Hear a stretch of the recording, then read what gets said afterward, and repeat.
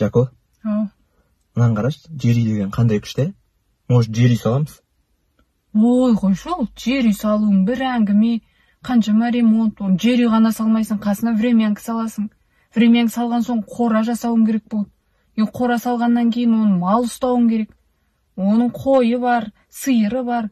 Оның сиырыңды еще сауың керек. Енді мен сиыр сау алмаймын ғой. Бірақ. Вот сол үшін благостройкаға тұру керек. Әңгімесі жоқ, кіріп көше саласың, бау-бақша түгіде керек емес. Ары кетсе балконыңды жасай саласың, болды. Мен балкон жасай алмаймын ғой. Енді оны кім жасай алып жатыр дейсің?